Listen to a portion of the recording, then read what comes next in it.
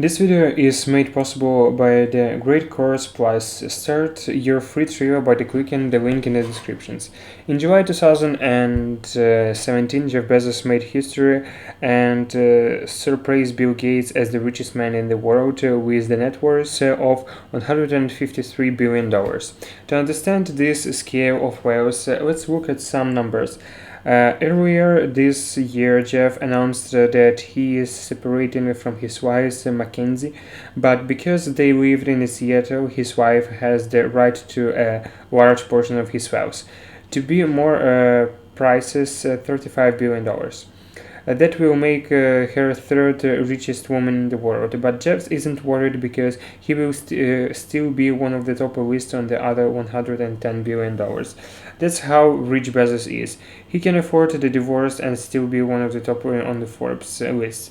Behind his enormous wealth stands conglomerate, and if you know anything about Amazon, you know that it is one way to take over the world. But did you know this company that's valued almost $1 trillion paid $0 in federal taxes?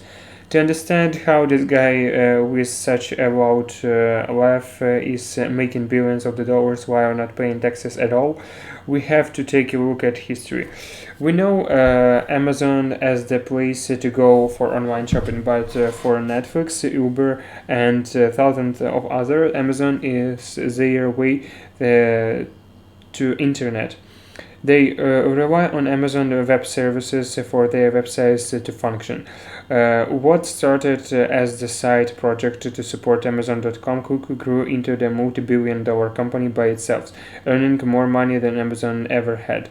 In fact, if you take a look at the numbers, more than 41% of the internet relies on the AVS. Only big corporations such as Google, Microsoft, and Facebook aren't on the mercy of Amazon, since they are big enough to build their own infrastructures. But that's not the only industry that Amazon has its grip on. Even for us, the customers, Amazon is no longer the middleman who connects the buyers with sellers. It's becoming the sellers itself. Amazon now sells more than 450 of its own brands, from watches to clothes, cables to furniture, competing with the rest of the sellers on the platforms to be on the top of the lists. And since it's Amazon, they definitely know how to keep their products on the main page. And it's only a matter of the time before everything that's sold on Amazon will be produced by Amazon itself.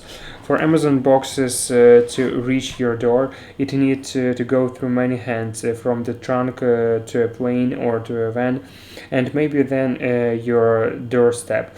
And Amazon has heavily been relying on the UPS, FedEx, and US postal services. But what's about to change? To be more precise, is already changing. Amazon now has more 50 planes and hundreds of the vans and semi-trucks to ship its own products. It already handles a quarter of its shipping, and it doesn't seem to stop there. Remember Amazon Web Services? It started to provide services to Amazon websites, but quickly began providing services to everyone else. And it seems like Amazon wants to do the exact same thing with the Amazon fulfillment and becomes the logistical company. Although Amazon is the small fish compared to the UPS and the FedEx in the logistic industry, Amazon is on its way to change that. Once Amazon is completely self-sufficient, it can easily drive shipping costs down. It doesn't have to make the profit, since it has multiple other businesses that already generate billions of the dollars in revenue. And once UPS and FedEx are out of the businesses, the Amazon can slightly increase the prices and enjoy unbelievable profits, since it will be the only player in the market. Amazon doesn't just want to be the place where you periodically buy strange things.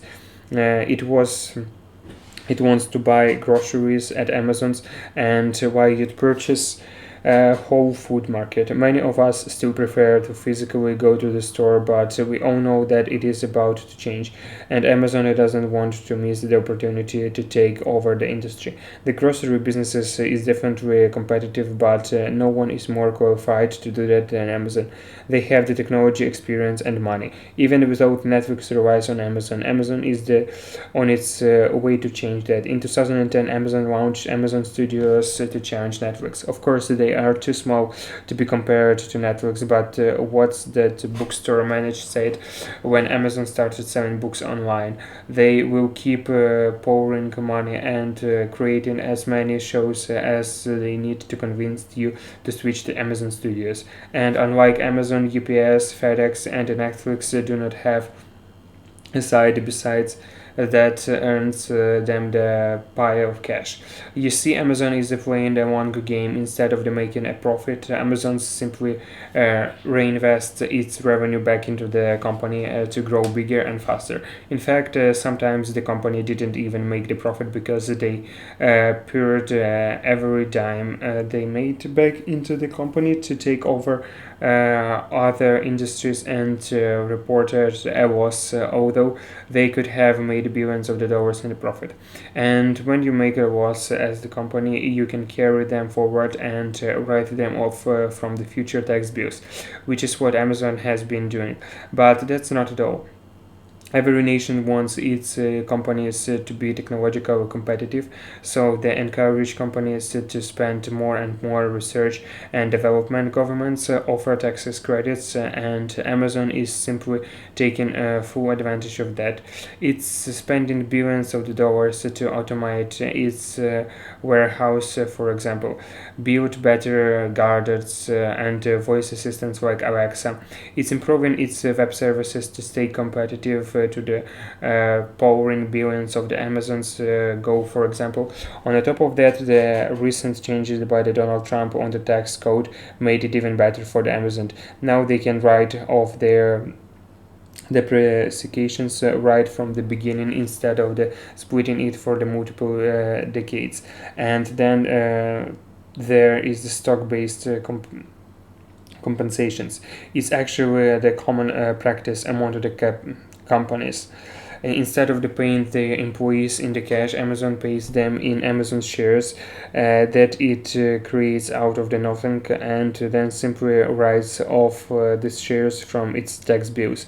In this way, Amazon isn't only getting free employees, but also lower its tax bill significantly. Last year, it reported over $1 billion in stock-based compensations tax benefits. It's simple but quite nasty. It sounds simple in theory but quite difficult in the practice because to do this you need to the stock price is consistently rise, and if you give it the closer look, it's a very well planned strategy. Amazon makes billions of the dollars in the revenue but then uses that cash to take over other industries and deduct it from these taxes bills that keeps the stock's price increasing, which allows Amazon to pay its employees in the stocks instead of the cash and write that off again from its tax bills. So at the end of the day, the company keeps growing, making Jeff Bezos wealthier, but their tax bill stays fairly moderated. In 2018, the company reported $11.3 billion in the profit instead of the paying 35% corporative taxes. It had to pay only 21% or $2.37 billion since Donald Trump reduced the corporate taxes to keep America firms more competitive. But Amazon taxes credits and the stocks basis compositions amounted to $2.5 billion. So instead of the paying income tax, Amazon actually got $129 million tax refund.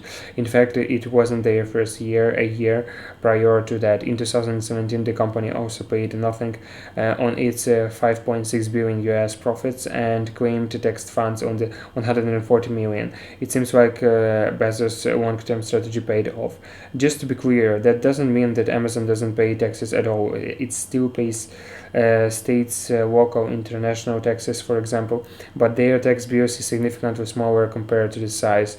At the end of the day, how many trillion dollar companies do you know? Whether it's good or bad, that's up everyone's interpretations, but Amazon is simply taking advantage of the systems, and you can truly blame them for that. In fact, they are not the only one company that were doing that for decades. Remember, the purpose of the businesses is to maximize profit and not pay taxes. On the other side, Amazon has provided jobs to the hundreds of the thousands of the people, not only in America but around the globe. It's the second biggest employer in the America, just behind Walmart. That's probably the main reasons why Amazon has been growing exponentially since the inceptions.